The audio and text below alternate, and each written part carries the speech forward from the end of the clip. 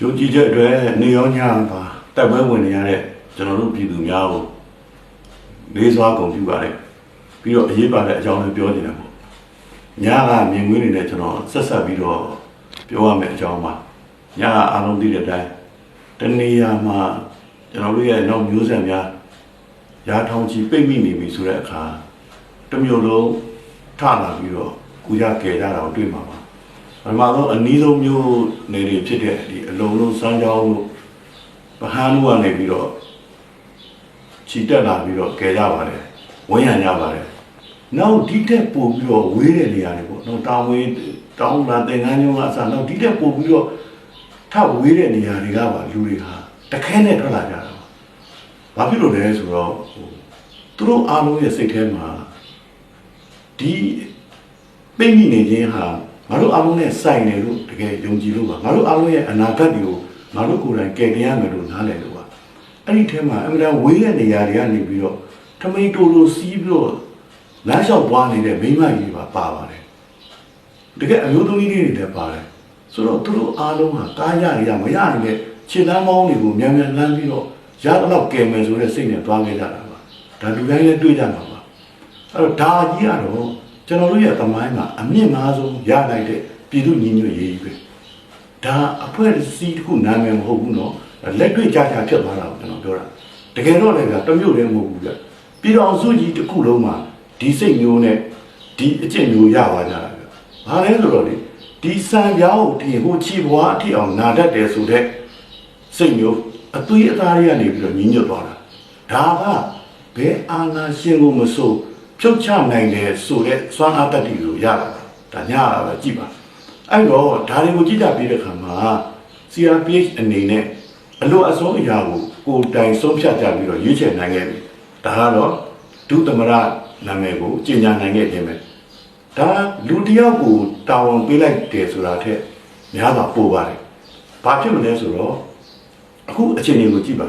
ကျွန်တော်တို့နိုင်ငံတကာမှာတန်တမန်ဆက်ဆံရေးမှာပို့ပြီးအရေးပါလာပြီဆိုတော့ထင်ရှားပြီဗျာဒါကြောင့်မလို့လဲအဝေးရောက်ဒီပြည်ပရောက်မြန်မာတွေအလုပ်တွေကိုကြိုးပြီးတော့လုပ်နေကြတာပေါ့ဒီဥရောပလိုနေရာမျိုးမှာဆိုကိုဗစ်ရဲ့ချင်းချောက်မှုတော့ရှိနေတဲ့ဂျာတွေကသူတို့တွေတန်ယုံတွေကိုသွားကြတယ်ဘယ်တန်ယုံရှိမှဦးစားပေးပြီးတော့ဆန္ဒပြရမလဲဆိုတော့သူတို့ကောင်းကောင်းသိကြတယ်လေရေးပါတဲ့တန်ယုံတွေသွားကြတာပဲတတ်နိုင်တယ်နောက်ပြီးမြန်မာတန်ယုံတွေမှာသွားပြီးတော့မြန်မာတန်ယုံဝန်ထမ်းတွေကိုစီရီယံနဲ့ပတ်သက်ပြီးတော့ပြတ်ပြတ်သားသားဆောင်ရွက်ဖို့သူတို့အလုပ်လုပ်ပေးနိုင်ခဲ့ကြတယ်အဲ့တော့ဒီအထောက်အထားတွေကိုလည်းသူတို့ဝိုင်းရှာကြတယ်ပဲပြည်တွင်းမှာဖြစ်ကြပြတ်ကြတဲ့အခါမှာအထောက်အထားတွေဝိုင်းစုအဲ့ဒါတွေကိုအချင်းချင်းဖလှယ်ကြပြီးရင်ပို့တဲ့နေရာအားလုံးကိုပို့ကြတယ်ဆိုတော့တက်တိတက်ကာရနဲ့အခိုင်ခိုင်လုံလုံနဲ့တိဆောက်နေကြတာနော်အခုဒုတိယသမရတယောက်ခန့်နိုင်ပြီတဲ့သူကဘာလုပ်ရမှာလဲအဲ့ဒါမေးကြရှိတယ်သူကသမရတယောက်ရဲ့တာဝန်တွေကိုကိုစားထားဆောင်တယ်သူနိုင်ငံတကာနဲ့ဆက်မယ်အရင်လိုမကတော့ဘူးကျွန်တော်တို့အစိုးရချင်းစကားပြောမယ်ဆိုတာမျိုးတွေညှိမယ်ဆိုတာမျိုးတွေเนาะပြီးတော့အကောင့်တွေပေါ်ဖို့ပေါ့သဘောတည်ညီမှုတွေကတိကဝတ်တွေရမယ်ကုညီမှုတွေရမယ်အဲ့ဒါကြီးအတိမတ်ပြုမှုတွေအားကောင်းမှုတွေလိုပါတယ်အဲ့ဒီကနေဆက်သွားမှာအဲ့ဒီဒုသမရဟာသမရကိုစားတာဝန်တွေကိုထမ်းဆောင်ရမှာပါဆိုတော့ဒီသမရကိုဒီဒုသမရကိုပြည်သူလူထုတွေကပြည်တွင်းရောပြည်ပကပါအားလုံးတခဲနဲ့ထောက်ခံပေးမှုလိုပါတယ်အဲ့တော့ဒီနေ့အလို့အဆုံးကပြည်သူကိုအကာအကွယ်ပေးရမယ့်အရာလို့ကျွန်တော်တို့အားလုံးနားလည်ထားတယ်ဒီပြည်တော်စုရဲ့တချို့သောနေရာတွေမှာဒီတိုင်းသားလက်နက်ကအဖွဲ့အစည်းရှိတဲ့နေရာတွေမှာတချို့ပြည်သူတွေအကာအကွယ်ရတယ်သူတို့ဒီစနစ်ဆိုးကြီးကိုဖြုတ်ချနိုင်မှုတဲ့စာနာပြတဲ့အခါမှာလုံခြုံမှုကိုပေးနိုင်ကြတယ်ရတဲ့နေရာရှိတယ်မရတဲ့နေရာရှိတယ်ပေါ့ဗျာဒီလိုပဲပြည်မမှာလည်းပြည်သူတွေဟာမရကြတဲ့အခါကျတော့ဘာလို့ရလဲအချင်းချင်းကာကွယ်နေရတယ်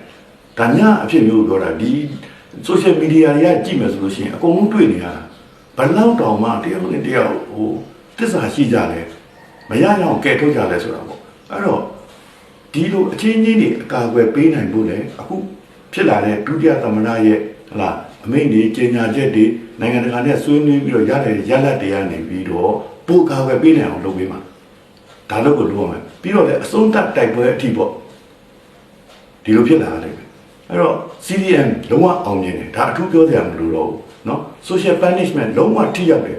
ဒါလည်းရှင်းတယ်အဲ့တော့ဆက်ကြပါ CRPH ရဲ့နိုင်ငံရေးနီလာနေရာပို့ပြီးတော့ထက်လာရမယ်ပို့ပြီးတော့တွက်လာရမယ် ဒါသူတို့တောင်းဝင်ယူရလိမ့်မယ်အဲ့တော့ပြည်သူအစိုးရကပို့ပြီးတော့ကျေပြန့်မှုလိုတယ်ဗျအခုဖွဲ့တယ်ဆိုတာဟာတကယ်တော့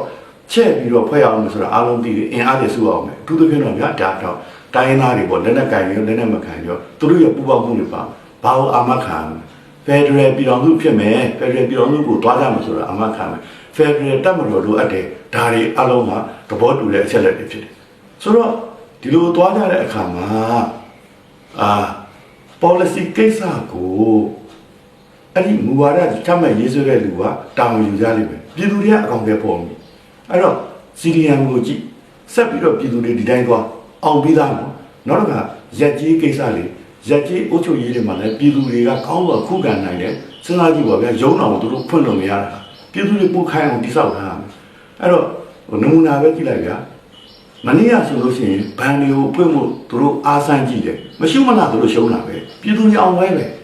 ရက်ကြီးရုံးနေဆိုတော့သူတို့ဖွင့်လို့တော့မရဘူးဒါလည်းပြည်သူတွေအောင်ဝဲပဲအဲ့တော့ရက်လက်ကထွက်ပြီးနေပြီနော်ပွဲသိမ်းခရာမှုချိန်ပဲလိုနေတာဆိုတော့ပြည်သူတွေဘက်မှာပါလေရှိတယ်ဓမ္မရှိတယ်အမှန်တရားရှိတယ်ပေါ့အတိညာစင်ရင်တို့တရားနဲ့တတ်တည်တွေရှိတယ်သူတို့ဘက်မှာလက်နဲ့ပဲရှိတာအတ္တမပဲရှိတာဆိုတော့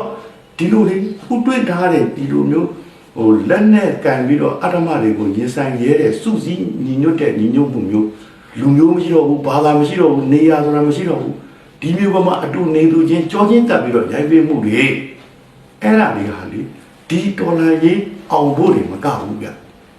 နိုင်ငံသစ်တည်မယ်ဆိုရင်ပါအဲ့ဒီအားကြီးနဲ့တကယ်တည်လို့ရနေပြီဆိုတာကျွန်တော်တို့တွေ့နေတာဒါလူတိုင်းနဲ့မြင်ကြလိမ့်မယ်ဒီအားကိုဆက်ပြီးတော့သွားကြရအောင်ပါနိုင်ငံသစ်တည်တဲ့ဒီကိုကျွန်တော်တို့အားလုံးယုံကြည်ထားဖို့ပါနော်ကျွန်တော်တို့ဒီမြမຫນွေဦးဟာကဘာကြီးရဲ့အေးဆက်မဲမောင်နေတဲ့ဘိုင်းတွေကိုအနှွေးတန်းနဲ့အလင်းအောင်ပေးနိုင်ကြပါဘူးပြည်သူတွေယုံကြည်ပါဗျအောင်စိမ့်နဲ့နင်းနဲ့မြေဟာအောင်မြေပါပဲအရေးတော်ကိုအောင်ရမည်